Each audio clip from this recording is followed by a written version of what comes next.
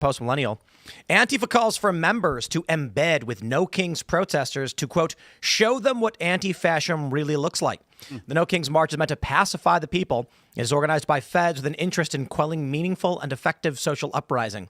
Well, I don't agree with that second part. I think it's organized by far leftists to create cover for Antifa to get violent. I think that's right, yeah. And attack cops because this is their MO. They've done it for a very, very long time. But fascinatingly, Jimmy Kimmel said earlier, or said the other day, there is no Antifa. Oh, yeah. They don't exist. And it's funny because I then just pulled up the International Antifa Defense Fund where they talk about giving member groups resources that they've raised internationally. And the first question is like, how do you determine who is not Antifa and who is to receive the funds you've described? Look, if we don't have to be members of a group. Yeah, exactly. Right. There's Rose City Antifa, Atlanta Anti-Fascists. There's New York Antifa. There are various chapters. And he goes, there's no membership, dude. There's no memberships. It is terrifying how Jimmy Kimmel brazenly lies about this stuff. It's actually scary that he can do it. Yeah, that's I find that the most fascinating thing about all of this. And it's been so hard to try and get an alternative approach to all this stuff out there. You know, it's crazy. Well, part of it is that, I mean, there's a lot, there's a huge pipeline that is feeding progressive ideology to creators. Kamala Harris was just at the Getty Center, like a week and a half ago or something, as part of this talk. And this, what was it called? I forget what it's called. But anyway, it was an invite-only talk for Hollywood creators and writers. And she said, as part of her talk, take everything you've learned here, take all of these ideas and give them to your characters, put them into your storylines. So we're getting, all of this stuff is coming straight from the progressive ideologue, straight from the far left. It's being, it's being piped into all of our creative people, all of our writers, all of our directors, all of our, streamers on the left. And then it's just being spoon-fed to us. And we don't even notice that our entire entertainment culture is steeped in leftist ideology. And we just don't even see it, and that's how you end up with everyone in America thinking that the left has a moral authority, which they don't have. And this is exactly why we are making Twisted Plots, because the way the left has gotten their ideas across isn't by having a character in the middle of the film read the Democratic Party platform to you. They tell stories where the characters are built in a specific way and the story is told in a specific way so that the lesson you come away from the story with is a left-wing one. And what we're trying to do with Twisted Plots is do that, but with like good, true right-wing messaging. Or what they do is they completely subvert the entire concept of the hero's story and gender impose like different people on top of that hero's story and then make it seem like what is actually real and good and lasting and thousands of years old is garbage. And try and give you this new way that you should live your life. And the next thing you know, your daughters have beards and are being that's right. Predated on by straight men on Grindr. Help us make better culture, twistedplots.com. The entire idea that Antifa doesn't exist, that's due to media capture in the long run of it is. Ask any journalist who's actually covered, Portland, Chicago, any of these cities that have a large Antifa presence, is they are organized cells, and they identify that way as well when it's convenient for them when it comes to organizing, training, firearms training. I mean, down the street from me in Utah is where a lot of the SLC armed queer groups literally train with firearms every single day, and they do it as an organization. They have from the downwards all the way to the up is they're fully organized, but they always say when it's convenient to them, they say, oh, we're citing this journalist who says Antifa is actually just an idea. And what is show them what anti-fascism really looks like, that ultimately is them saying, hey, we're going to show you what anti-fascism looks like. Who did they just murder that they proclaimed was a fascist that was a borderline moderate liberal in a lot of people's eyes? Like, they want you dead, and that's just the reality. They are organized, and they're willing to act on the violence. Maybe they're just persuading them to join polycules. To be anti-fascist as a philosophy can exist in different movements. Like liberalism is anti-fascist inherently. Communism is anti-fascist. It wants no state. These guys, their anti-fascist movement is a communist anti-fascist It's more movement. anarchy, isn't it? It's more like anarchism. I think for sure it's anti-statehood. They want no walls, no kings. It's communism. communism. But the thing is, it's more vanguardist. They don't want a real communism. They want to put a small group of people in power. And, real communism, you can't, as soon as the vanguard gets in, they take over the government. That's what these same groups. So call them they're masking behind the whole "we don't like fascism" bullshit. They're a communist, authoritarian, and they're vanguardist. Well, they're Marxist authoritarians. That's the best way Yeah. to put it. Is they just don't want the people that have power to have power, and the institutions that do, like prisons. You hear that rhetoric a lot. Is they're anti-prison, abolish prisons, abolish ICE.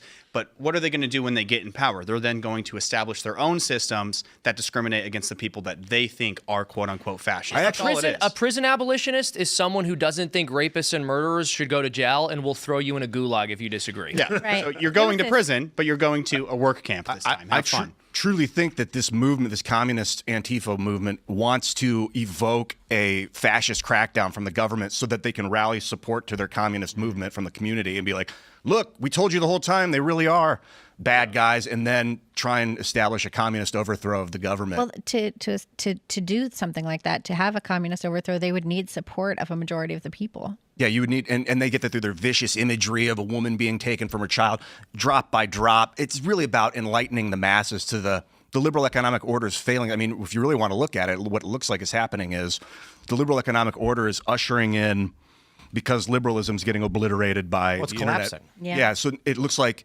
corporatocracy, maybe that's what the World Economic Forum wants, a government of corporations, corporate governance. They're ushering in chaos to break up the liberalism so that they can have corporatocracy.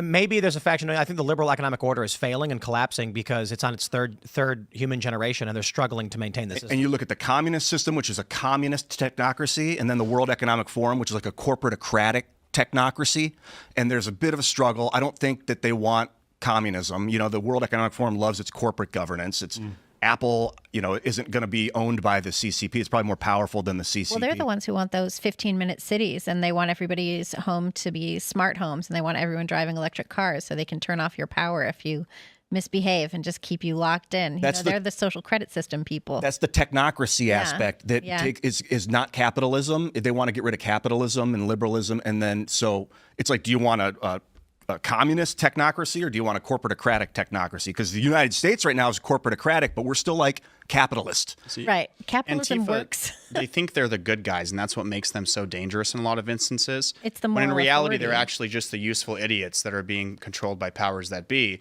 But they think that this is all their own ideas. But it's not. None of it is their ideas. Like, they think they're the good people, but they're the ones posting up flyers of Charlie Kirk getting shot in the neck on college campuses and saying, kill your local fascist, when your local fascist is actually just a conservative guy with family values that has, a few children, but they don't like that. They want to break down every single system that's been established and has continuously worked all throughout our history.